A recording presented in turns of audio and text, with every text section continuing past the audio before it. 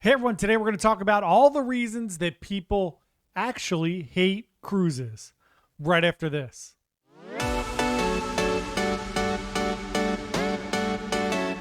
Hey everyone, Johnny from Bite Size Cruises. Welcome back to our channel. Today we're going way off the reservation. We're going to talk about the reasons why people hate cruising. Can't believe it? Neither can I. But happens all the time. So we obviously are a small travel agency. We specialize in cruise and group travel. We book all different kinds of things. So we talk to a lot of people about their vacations and traveling. One of the things that comes up a lot, not only in the travel industry, but anytime I tell somebody I work in travel or I meet people or we just have a conversation, people will go out of their way to tell you that they hate cruises.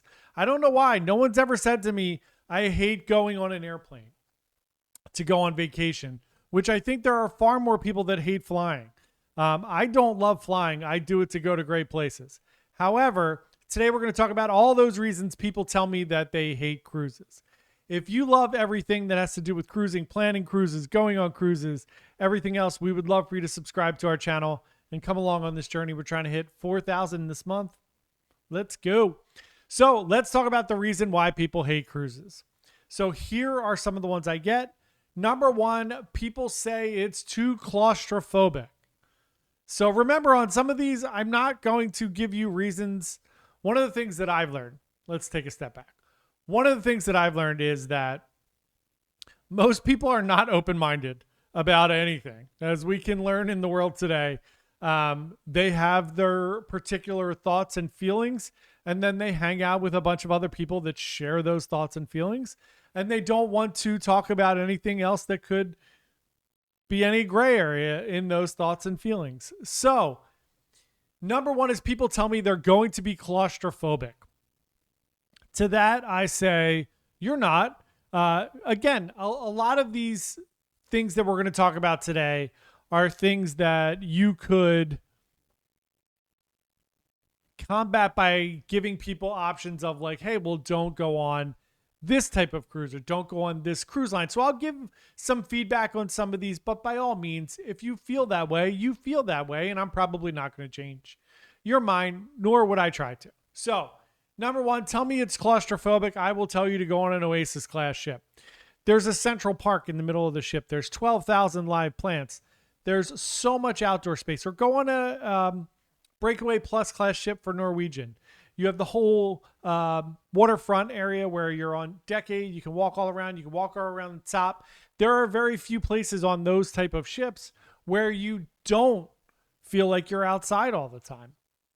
So I would say that I never feel claustrophobic on a cruise. And even I stay in inside cabins a lot. And also to go along with that, I get very claustrophobic. I can't do MRI. Like I can do an MRI. I just force myself to do it. I don't enjoy that, and it makes me claustrophobic, and I hate it. So I think there's a difference, but like I said, I'm not here to change your mind. I'm just giving you some thoughts, food for thought. Number two, people think they're going to get seasick. Now, to this I say, that's a legitimate concern. So I get seasick. If you put me on the Cape May ferry, we're outside of Philadelphia here. If you put me on that Cape May ferry that goes down to Maryland or Delaware, wherever it goes to, I will in fact get sick. I will throw up. I will be green. I have been on now 50 some cruises, and I can count the number of days on one hand that I've gotten seasick. So does it happen? For sure it happens. And it's weird. It happens less when you think it's going to happen. So I was on Symphony of the Seas in December, and it wasn't very rocky. We didn't hit a bunch of things. It was just the wind was blowing a certain way. And I had a day where I did not feel well. We were on Norwegian Pearl last year. One day I did not feel well. I got very sick. Now, does it happen? Of course it happens. Are there things you could do about it? Sure. You can get the C-bands. You could get a prescription for meclizine. You can do all those things. If you don't want to do any of that, that's fine as well. There is an obvious risk that you could get seasick. You are going to feel the motion. Some people love boats and ships. Some people don't. That's okay. Number three, everyone's going to get sick on the ship. It's a big petri dish. This is what I hear all the time.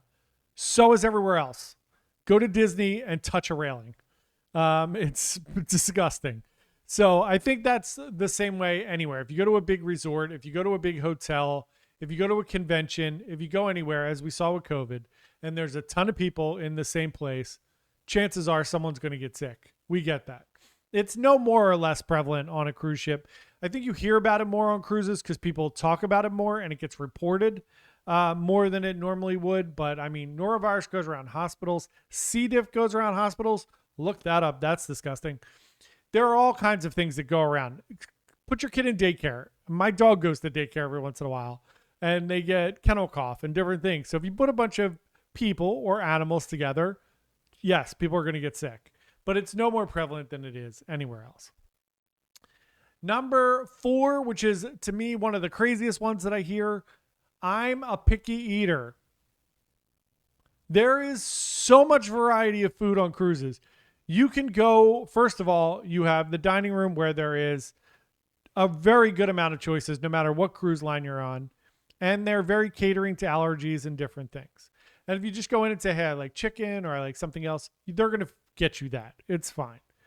Number 2, you could go to the buffet. We talk about a lot how we don't enjoy the buffet. That's more people-based than it is food-based. The food at the buffet is overwhelmingly fine and good. And you will have just so much variety from Indian food to Asian food to American to everything you can think of in between. So many options at the buffet, so many specialty dining options. Being a picky eater does not preclude you from going on a cruise. That's one of the craziest ones I hear. Along with the next one, number 5, which is it's going to be boring. There's nothing to do. Okay, this is one where we could talk about it. So I was on Celebrity Summit, some of you may know, last month for 10 days. It was a long cruise. We hit some storms. We didn't go to our ports. We wound up having a lot of sea days. Was it boring? Yeah, it got a little boring. There's not a ton to do on that ship. You know, you can only go to so many shows, play so much. I lost a lot of money in the casino. I can only go to trivia and do the crossword puzzle, do all those things so many times, right? So was that cruise a little bit boring? Sure. Did I still have a great time? Absolutely. Now, go on a Quantum class ship. Go on a Oasis class ship. Go on a Virgin voyage. Go on any of the bigger cruise ships. You're going to have water slides, dry slides, ice skating rinks, aqua theaters. You will not be boring. I guarantee you. You will not be bored. I guarantee you that. Number 6, cruises are for old people. Sometimes they are. Some cruises are. Some cruise lines are. So if you are doing a very long cruise, let's say more than 10 days or 10 days or more, you're going to see more old people. Why? Because they don't have to go to work. So they have more time to do longer cruises. If you do a transatlantic, older crowd, right?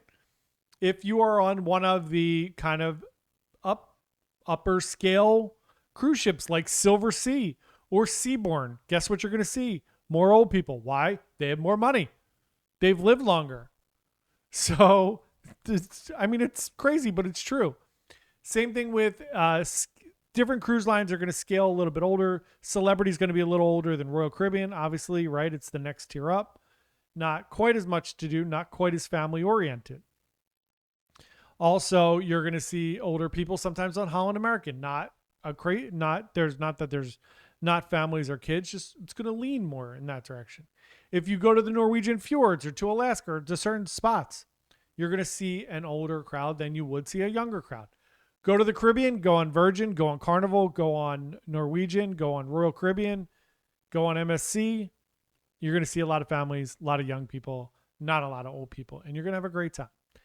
Number 7, the exact opposite. I'm going to see just a ton of drunk college kids and low-class people. Couldn't be further from the truth. Now again, I don't want to talk poorly about Carnival. I'm going on Carnival in a couple months. We're going on another Carnival cruise in a few months after that.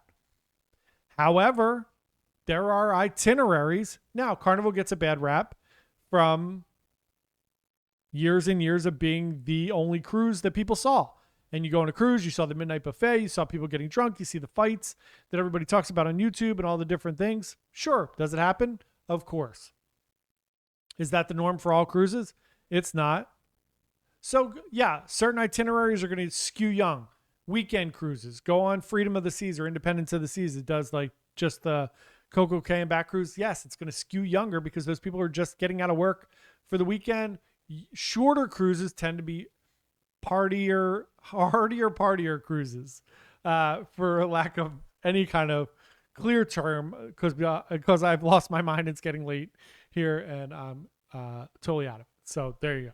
So number 8, people don't want to be around kids. Again, pick the right line, pick the right ship, pick the right itinerary. So don't cruise during the summer, 100%. Don't cruise spring break. Don't cruise during Teachers Week. Don't cruise during the holidays, right? Pick one of those weird times. January, go mid-January. Great time, hit the Caribbean. You're not going to see a ton of kids at all because they're in school. Go mid-September. All the kids are back at school. Nobody's pulling their kids out the first week of school. So number 9, the next one, here's one that I don't love, hard selling. So I feel like it's getting a little bit better in the past year or so. I've seen less of it, but it's still out there. There's still an aggressive amount of selling once you get on the cruise ship. And this is pretty much across the board. Virgin doesn't do it, but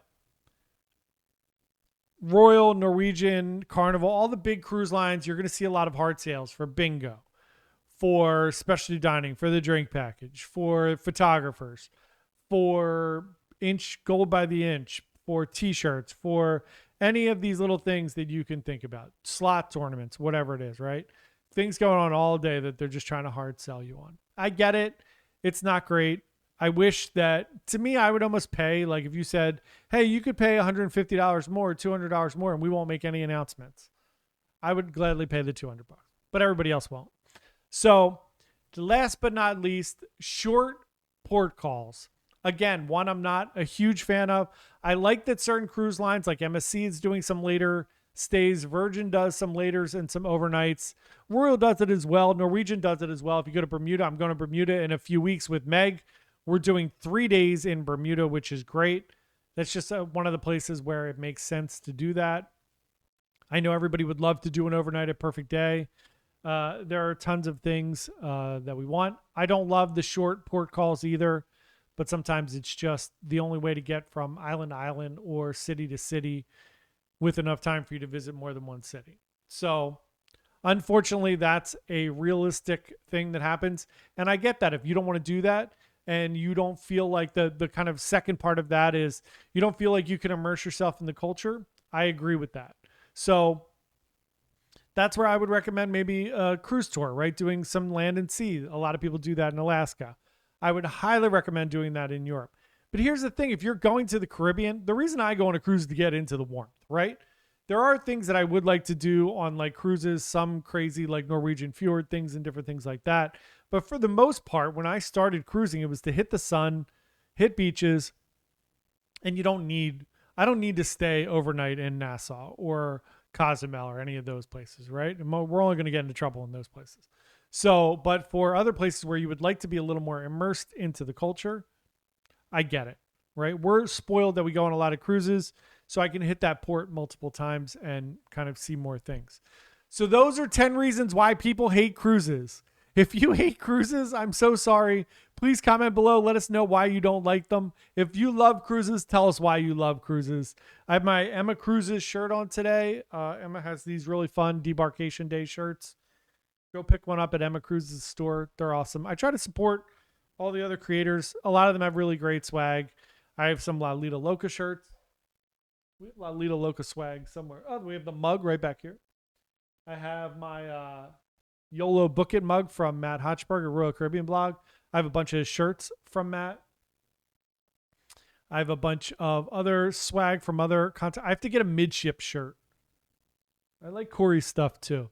So let me know if you have any favorite swag of content creators. I'll buy some and we'll give it away. So thanks everyone. We'll see you tomorrow. Hope you have a wonderful day. Bye.